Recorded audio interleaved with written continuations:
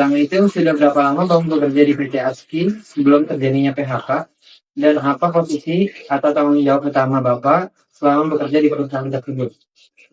Jadi kalau di PT ASKI itu kan asuransi syariah keluarga Indonesia di keuangan. Jadi sebenarnya kalau umpamanya hubungan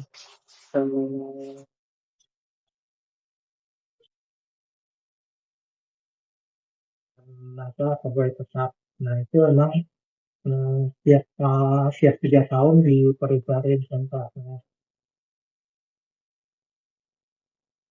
Tahun ini itu sebenarnya berakhir jadi kontraknya kan tiap 3 tahun ya, jadi harusnya berakhir Desember ini.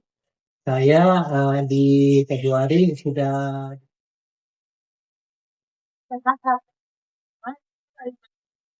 kondisi lingkungan juga, lingkungan manajemen, serta situasi perusahaan belum terjadinya PHK. Jadi karena saya adalah direktur keuangan, jadi sifatnya saya sebenarnya bagian dari manajemen. Jadi kalau lebih tepatnya hubungan dengan direktur lainnya ya. Disebut kolegial ya kita di blog akhirnya di direktur itu itu apa ini kayak semacam kolegial sistem. Nah itu memang kalau hubungannya ya, jadi tiap direktur itu mempunyai tugasnya masing-masing. Jadi ada direktur nasabah, direktur keuangan, dan direktur kepatuhan. Nah, saya ini membawahi bagian keuangan. Ya, dalam bulan apa nih pekerjaan ya masuk saya. Lanjut ke pertanyaan ketiga ya Pak. Kapan pertama kali Bapak menerima informasi mengenai adanya rencana atau keputusan PHK dari perusahaan tersebut? Ya, jadi saya tuh istilahnya dinonaktifkan.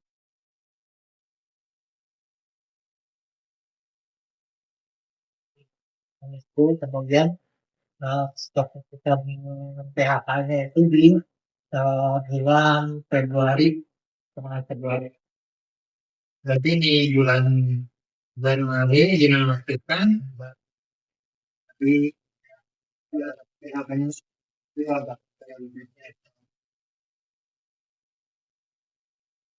Selanjutnya, berdasarkan pengalaman Bapak, bagaimana perusahaan menyampaikan keputusan PHK tersebut kepada karyawan? Apakah melalui pemberitahuan resmi, rapat, atau komunikasi langsung yang dimiliki? Ya, jadi karena pada saat itu memang keputusannya memang karena atasan saya kan di komisaris ya, jadi komisaris menyampaikan secara resmi surat tekanan, yaitu surat nonaktifkan.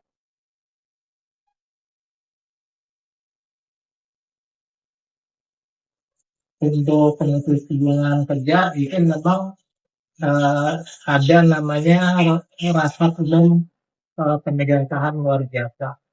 Nah, karena kan memang saya bagian dari direktur, jadi harus melalui RUPSLD, karena itu kan nanti akan terbarui akte perusahaannya. Jadi suratnya itu.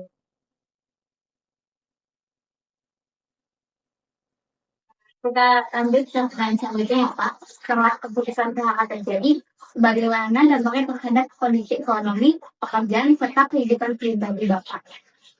Ya, kalau dalam kondisi sekarang ya, dalam kondisi global politik yang sedang tidak menentu, itu kan berimpact pada perekonomian ya. Jadi akibat secara langsung ya. Jadi dengan adanya gangguan pada supply chain-nya itu akan mengakibatkan kenaikan pada harga.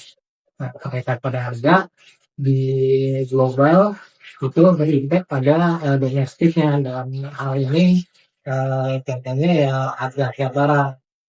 Ya, untuk sekarang ini memang belum terasa karena pemerintah belum menunjukkan secara resmi kenaikan BBM. Cuman ada beberapa yang barang yang sudah berdiri naik karena mereka menggunakan sistem hedging. Jadi untuk mengantisipasi harga nanti naik, mereka sudah menaikkan harga terlebih dahulu.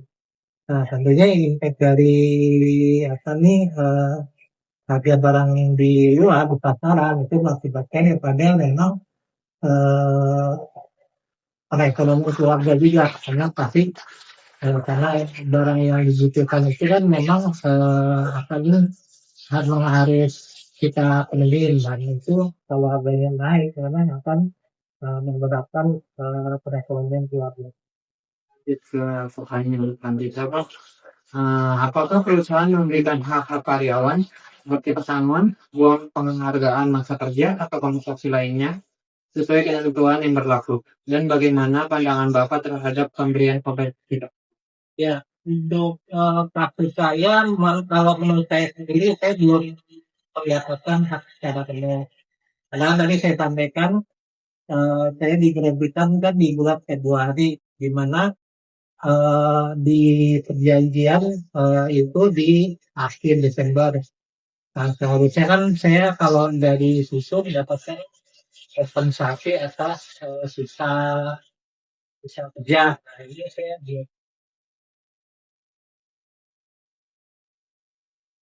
Selanjutnya Kak, kalau selanjutnya menurut pandangan Bapak sebagai mantan karyawan, bagaimana sih seharusnya perusahaan dijalankan proses PHK agar tetap menghormati hak kerja sesuai dengan ketentuan hukum yang dimaksud? ya, jadi sebenarnya sih PHK atau terus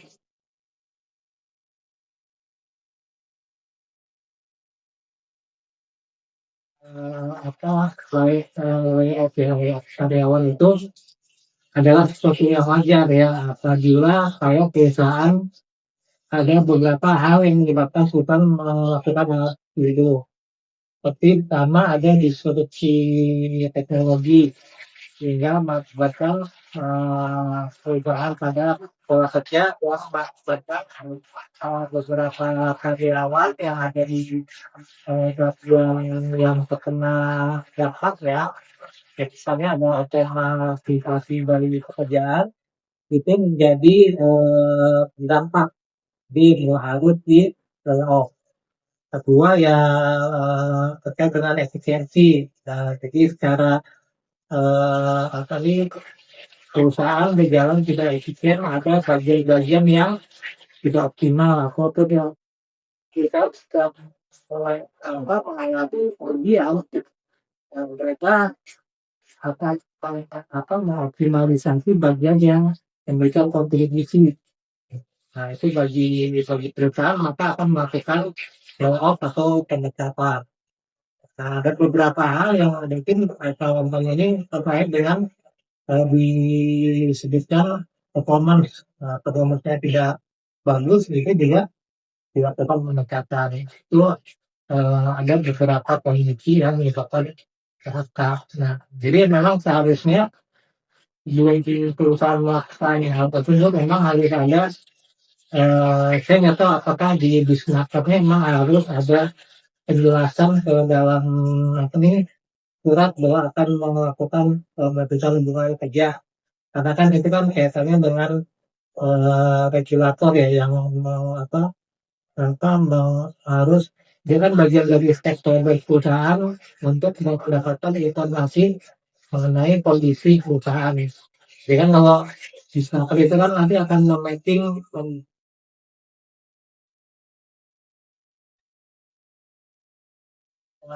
satu ini, nah itu mereka harus tahu minta dari perusahaan-perusahaan yang ada di sekitarnya. Jadi memang seharusnya ada informasi dari Baik, baik. Berarti kita lanjut ke pertanyaan terakhir ya, Pak. Apa harapan Bapak atau pesan dan saran yang ingin Bapak sampaikan kepada perusahaan maupun pihak terkait agar kedepannya tidak diperlakukan terhadap pekerja dapat lebih adil dan manusiawi?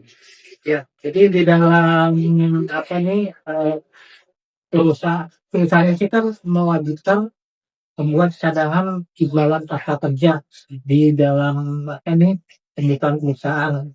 Ya, di situ memang diwajibkan oleh di undang-undang cipta kerja ataupun di peraturan bahwa oleh disnaker mewajibkan perusahaan mewujudkan alokasi anggarannya apabila terjadi pemecatan.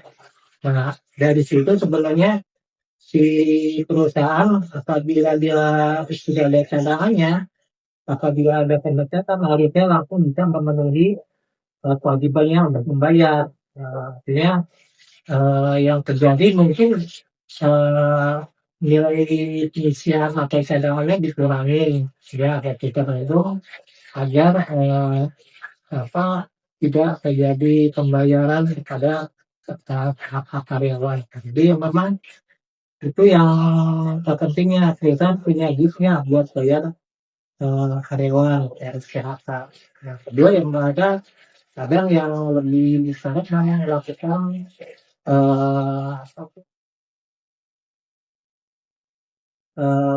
karyawan tidak dibayar ya, ada beberapa klausul kan dengan contohnya perusahaan menganggap karyawan yang di PHK itu melakukan kejahatan tidak, jadi kita bisa berdalih bahwa itu tidak perlu dibayar, yaitu itu yang mesti paling ekstrim yang parahnya.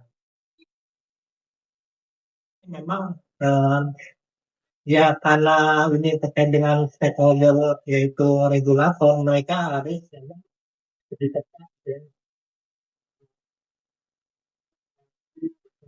yang di bawahnya. Ya seperti kasus yang korupsi yang di KPK Noel itu kan, mereka ya membayar pada ininya saja pejabatnya. Terima kasih banyak atas waktu dan kesempatan yang diberikan untuk kami. Sekian dari kami. Wassalamualaikum. Oke, selamat sore. Perkenalkan saya dari mahasiswa Pradita University. Saya izin ingin mewawancarai Bapak. Boleh perkenalkan namanya? Ya, terima kasih. Sebenarnya saya perkenalkan nama saya Hengki Haryadi. Saya adalah staf finance di PHSI. Seperti itu. Ya, oke. Kami mohon izin ya Pak, sebelumnya untuk mewawancarai Bapak mengenai PHSI. Iya. Kita lanjut langsung ke pertanyaan ya Pak. Sudah berapa lama Bapak bekerja di PHSI sebelum terjadinya PHK? Dan apa posisi atau tanggung jawab utama Bapak selama bekerja di perusahaan tersebut? Saya itu kurang lebih 3 tahun di PHSI sebagai staff finance. Karena tanggung jawab itu seperti layaknya keuangan dan finance, membuat prosedur secara keuangan yang secara general sih kayak KPI dan sebagainya. Ke pertanyaan kedua ya Pak. Bagaimana kondisi lingkungan kerja, hubungan dengan manajemen, serta situasi perusahaan sebelum terjadinya PHK tersebut? So far ya aman-aman aja sih, gak ada masalah ya. Tapi kaget kami kalian seperti itu. Lanjut lagi ya Pak, ke pertanyaan selanjutnya. Apa pertama kali Bapak menerima informasi mengenai adanya rencana atau keputusan PHK dari perusahaan? Sebenarnya itu hal yang mendadak ya. Itu membuat kami bingung semuanya. Itu aja sih. Nah, berdasarkan pengalaman Bapak nih Pak, bagaimana perusahaan menyampaikan keputusan PHK tersebut kepada karyawan? Apakah melalui pemberitahuan resmi, rapat, atau komunikasi langsung dari manajemen? Yang kami tangkap adalah memang kurangnya transparansi. Jadi tiba-tiba informasi beberapa hari sebelumnya bahwa akan ada pengurangan, dan hanya informasi bahwa itu adanya efisiensi, karena kan kinerja kita yang kurang baik. Kita lanjut lagi ya Pak, apakah perusahaan memberikan penjelasan mengenai alasan dilakukannya PHK? Misalkan karena efisiensi, kondisi keuangan, atau alasan lainnya? Yang kami dapat hanya efisiensi, kondisi keuangan, sampai mereka memanfaatkan apa itu data aktivitas perusahaan, sehingga kami tahu bahwa kemampuan perusahaan untuk membiayai biaya operasional itu seperti apa. Seperti itu bertransparansi. Tapi yang kami tahu hanya efisiensi saja. Oke, baik. Kita lanjut lagi. Nah, sebelum keputusan PHK diambil, apakah terdapat proses komunikasi musyawarah atau diskusi antara pihak perusahaan dan karyawan yang sebagaimana dianjurkan dalam peraturan ketenagakerjaan? Yang kalau saya pribadi, saya kurang tahu mengenai hal tersebut. Mungkin ke top manajemen, antara top manajemen dan middle manajemen ada. Namun kalau saya pribadi sebelum dapat hal itu. Biasanya tidak dapat menyampaikan yang detail seperti apa.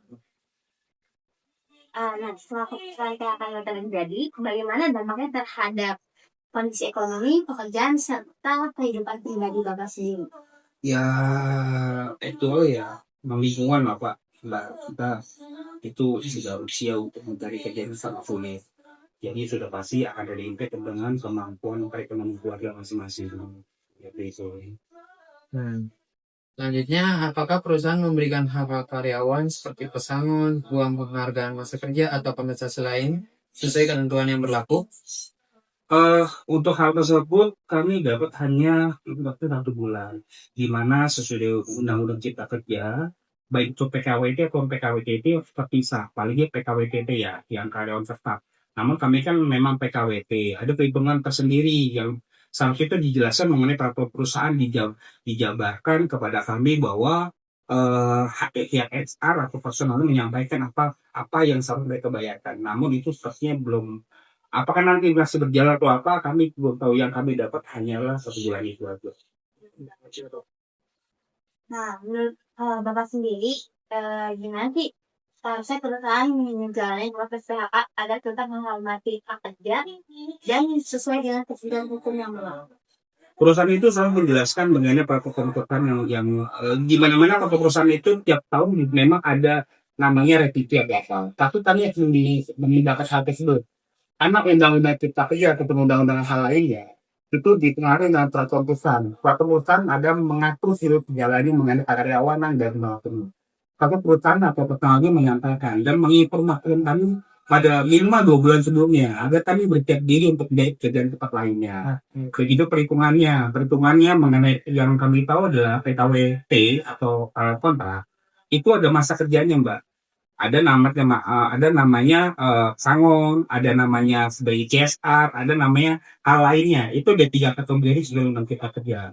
Ini saya bicara PKWT ya, bukan PKWTT. Itu kan ada perhitungan tersendiri. Mereka menjabarkan kepada kami minimal panggil kami satu persatu bahwa kami akan dekat, kami akan mendapatkan sekian, sehingga hak kami akan jelas. Nah, sebabnya perusahaan tidak menjabarkan cara hingga hal tersebut. Yes.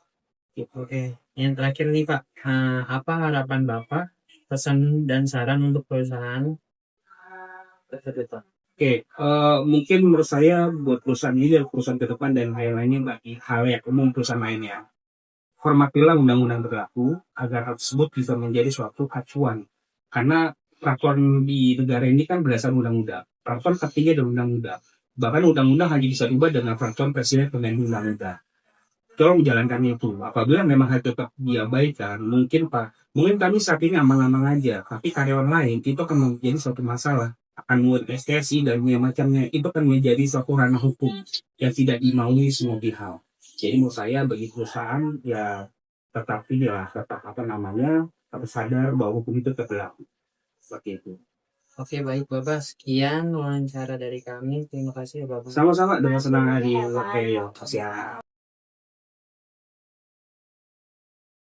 Jadi kesimpulan yang bisa kita ambil dari wawancara tersebut yaitu kasus PHK sepihak ini tidak menunjukkan ketidakadilan dalam hubungan bekerja karena tidak dilakukannya prosedur dan tanpa memenuhi hak kerja. Hal ini sangat bertentangan dengan Pancasila sila kelima yang sangat tidak mencerminkan keadilan sosial. Oleh karena itu, setiap PHK harus dilakukan secara adil, selalu bermusyawarah, dan juga serta memperhatikan hak dan kesejahteraan pekerja.